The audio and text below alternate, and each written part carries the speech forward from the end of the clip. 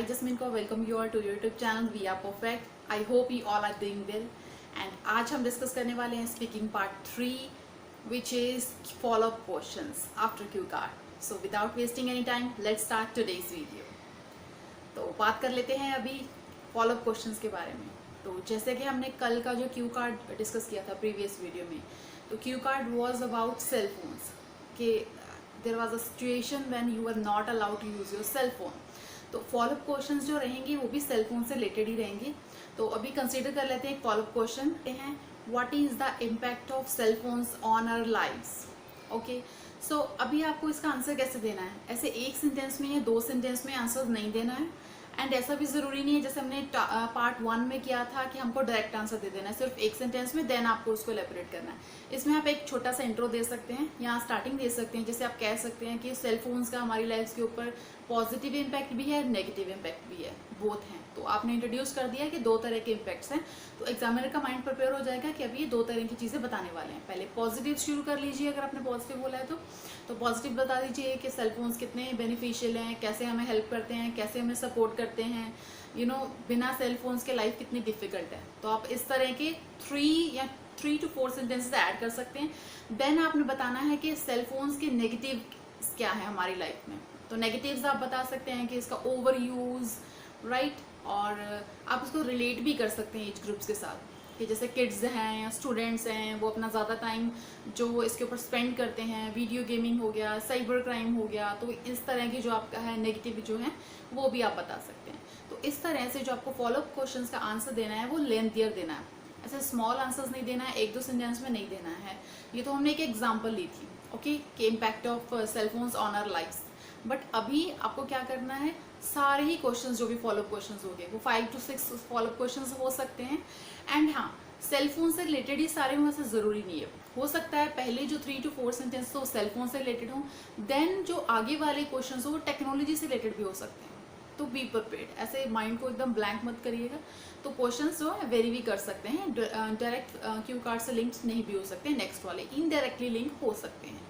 जैसे कि टेक्नोलॉजी आ गया, तो टेक्नोलॉजी में cell phones, obviously cell phones एक पार्ट है टेक्नोलॉजी का, तो उस तरह से भी आपसे क्वेश्चन पूछे जा सकते हैं। ओके, तो अच्छा, ये तो हो गया कि एक पर्टिकुलर क्वेश्चन था जिसमें आपको पता था कि अच्छा इस चीज़ के पॉजिटिव्स है, नेगेटिव है। कोई इन जनरल क्वेश्चन आ गया, मान लो फ्रेंड्स के बारे में था आपका क्यू कार्ड, फैमिली के बारे में था आपका क्यू कार्ड, तो आपके जो फॉलोअप क्वेश्चन है वो भी सिमिलर टॉपिक से रिलेटेड होते हैं।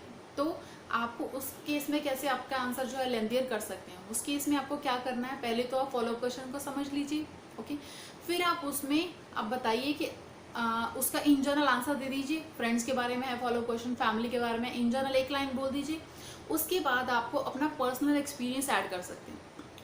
Personal experience I mean to say आप प्रेजेंट वाला भी कर सकते हैं या पास्ट में आपका कोई वैसा एक्सपीरियंस रह चुका है वो भी कर सकते हैं। ओके, तो इस तरह से आपको क्या करना है, आंसर को लेंथियर करना है, अपने एक्सपीरियंसेस ऐड करके अपना पर्सनल एक्सपीरियंस ऐड कर सकते हैं। फिर आप इसको कोरिलेट कर सकते हैं एज ग्रुप्स के साथ। बेसिकली मान लीजिए वो स्लीपिंग पैटर्न्स के बारे में बात हो रही है कि स्लीपिंग पैटर्न्स डिस्कस करते हैं कि आजकल चेंज हो गए हैं, तो एग्जामिनर ने पूछा है कि चेंज हो गए हैं स्लीपिंग पैटर्न, उसने कोई एज ग्रुप मेंशन नहीं किया है, तो आप पहले इंट्रो दे सकते हैं कि yes there is a variation हो गया है, पास से लेके अब तक के जो स्लीपिंग पैटर्न्स है वो चेंज हो चुके हैं। फिर आप दे सकते हैं कि चिल्ड्रन में कैसे चेंज हुआ है, स्टूडेंट्स में कैसे चेंज हुआ है, या फिर ओल्ड पीपल में कैसे चेंज हुआ है, यंग पीपल में कैसे चेंज हुआ है। तो आप इसको ऐसे कोरिलेट कर सकते हैं। आप तीनों कैटेगरीज को ले लीजिए, एज ग्रुप्स को, फिर आपका आंसर ऑटोमेटिकली लेंथियर हो जाएगा।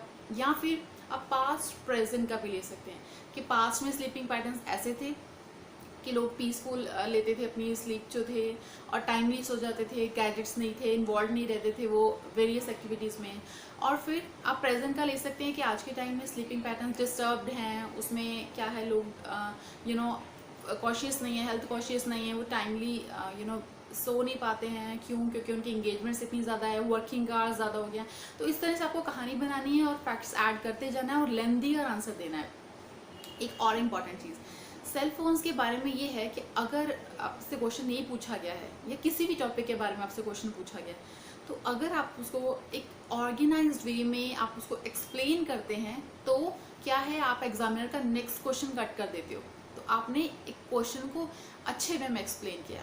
एग्जाम्पल ले लेते हैं, जैसे स्लीपिंग पैटर्न की बात है, तो एग्जामिनर ने आपसे पूछा कि स्लीपिंग पैटर्न्स कैसे चेंज हो गए, ओके। तो आपने एक्सप्लेन किया कि चेंज हो गए हैं, आपने उसमें पास्ट ले लिया, आपने उसमें प्रेजेंट ले लिया, आपने उसमें एज ग्रुप के बारे में मेंशन कर दिया कि इस तरह से चेंज हो गया।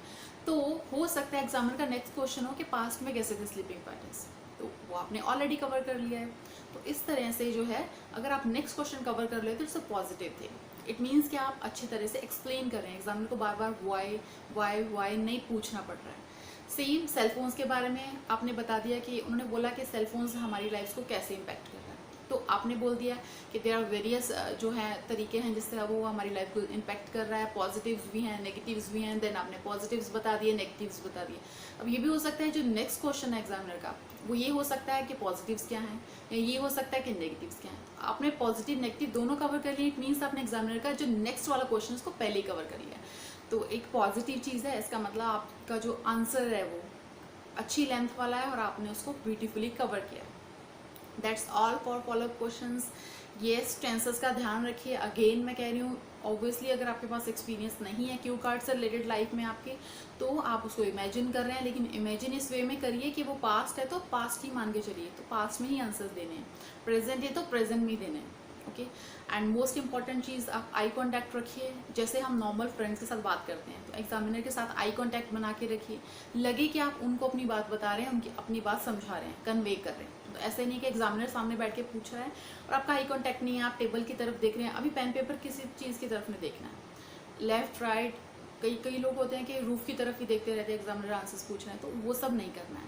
तो कॉन्सेंट्रेटेड रहना है, तो एग्जामिनर से आई कॉन्टैक्ट बना के रखना है और ब्यूटीफुली, जैसे अपना इंटरव्यू देते हैं आप लोग, इंटरव्यू को आप सिंसियरली लेते हैं, वैसे ही आपको सारा जो स्पीकिंग टेस्ट है उसको वैसे ही कंडक्ट कराना है। So wishing you all good luck and आप प्रिपरेशन करते रहिए एंड ऑब्वियसली आपका स्कोर जो है आ जाएगा, बिकॉज अगर आप मेहनत कर रहे हैं तो आपका स्कोर आना बनता है, लेकिन मेहनत आप सही तरीके से करिए।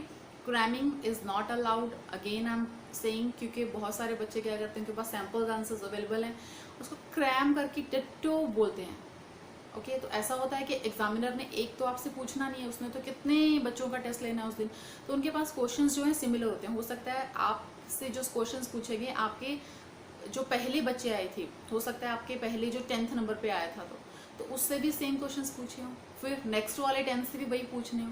तो अगर सब बच्चे क्रैमिंग वाले या सबके आंसर सेम होंगे, आपका जो आंसर होगा वो प्रैक्टिकल लगेगा, नेचुरल लगेगा, ऑब्वियसली आप अच्छा बैंड स्कोर डिजर्व करेंगे। लेकिन अगर वो भी क्रैमिंग वाले आंसर्स देखेंगे, आप भी क्रैमिंग वाले आंसर्स दे रहे हैं, तो फिर वो नेचुरल आंसर्स नहीं लगते हैं और क्रैमिंग का कोई मार्क्स नहीं है आइल्स में, okay. It's all about English English English and intonation रखिए, एक्सप्लेन करिए एंड कोशिश करिए कि टेंस में आप गड़बड़ ना करें, क्योंकि ऑब्वियसली ऐसा नहीं कि आपको इंग्लिश नहीं आती है, तो क्या होता है कि हमारे पास वो एक्सपीरियंस नहीं होता, हम इमेजिन करने लग जाते हैं और इमेजिनेशन करते करते हम पास्ट प्रेजेंट ये सब मिक्स कर देते हैं, तो वो चीज़ नहीं करनी है। स्टे फोकस्ड एंड कंसंट्रेटेड रहना है अपने टेस्ट में, अलर्ट रहना है, ओके। सो कोई भी और थॉट्स नहीं कि आप घर के बारे में सोच रहे हैं, रास्ते में ट्रैवल करके थे उसके बारे में। जब आप एग्जामिनेशन सेंटर पहुंच गए हैं, जब आपको वेटिंग एरिया में बिठा दिए गए, वेटिंग एरिया में आपको कुछ भी नहीं सोचना है, आपको काम रखना है अपने आप को और आपको एग्ज़ाम देने के लिए चले जाना है विदाउट हैविंग एनी डाउट कि अच्छा होगा कैसा होगा। कई बार क्या होता है, स्टूडेंट्स बाहर आते हैं एग्जाम देते हुए, एग्जामिनर तो बहुत बुरा था, उसने तो बिल्कुल रूडली ट्रीट किया, उसने अच्छे से एक्सप्लेन किया। इन सब चीज़ों को नहीं सुनना है, बिल्कुल इग्नोर करना है, ऐसा कुछ नहीं होता है। वो अच्छे वे में एग्ज़ाम कंडक्ट करते हैं, अच्छा बिल्कुल अच्छे तरीके से आपको फील भी नहीं करने देते हैं कि आप टेस्ट देने जा रहे हैं, ओके। सो बहुत अच्छा होता है, सब चीज़ों को अवॉइड करना है कि डिफ़िकल्ट है नहीं है क्या है, कुछ नहीं, आपको जाना है, इमेजिनेशन रखनी है। अगर आपके पास एक्सपीरियंस है तो वेल एंड गुड है, तो ब्यूटीफुली आपको एज एन इंटरव्यू आपको जो अपना टेस्ट है वो कंडक्ट कराना है। That's all for today's video, see you soon.